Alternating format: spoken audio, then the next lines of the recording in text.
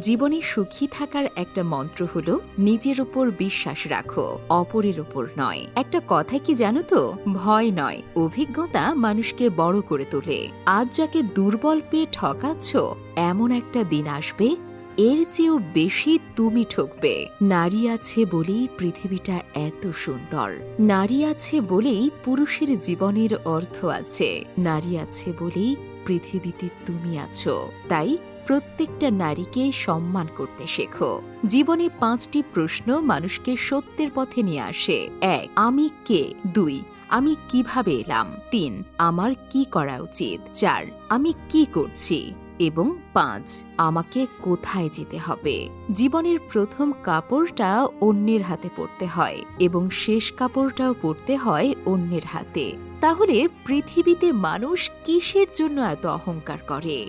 যে ঠকায় সে অন্য কোনো